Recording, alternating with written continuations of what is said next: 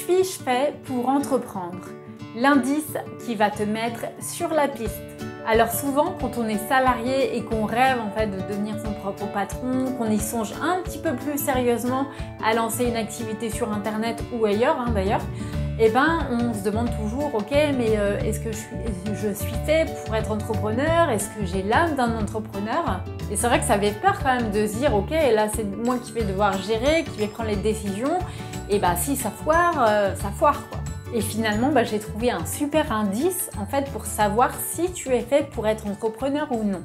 Allez, bouge pas, c'est juste après le générique.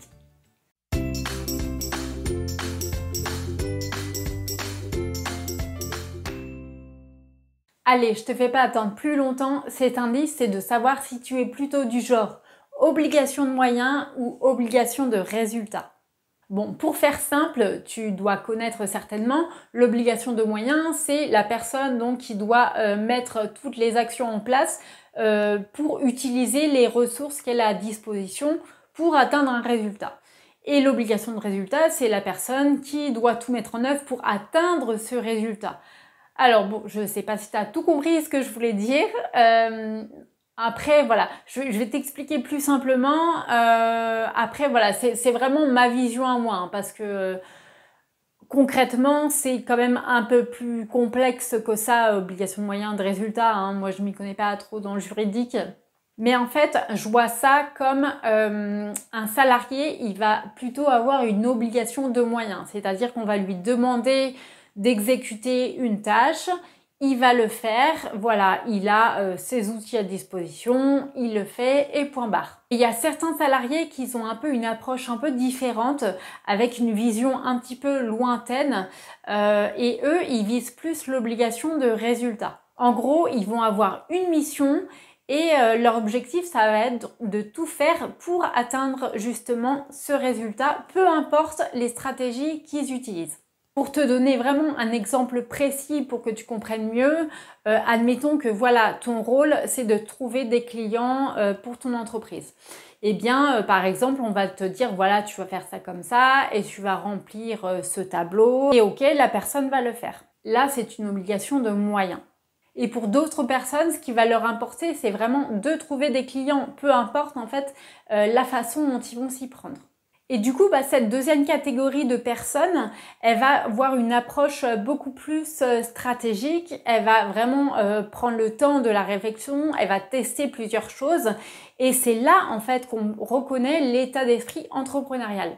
Donc, en gros, si toi, dans ton entreprise, à l'heure actuelle, tu es plutôt du genre à exécuter les choses qu'on te demande et sans te prendre la tête, à ce moment-là, c'est peut-être que tu es très bien dans la peau de salarié. Si en revanche tu es plutôt du genre à avoir des idées, à être force de proposition, à vouloir tester différentes choses pour atteindre ton objectif, c'est peut-être justement que tu es fait pour entreprendre.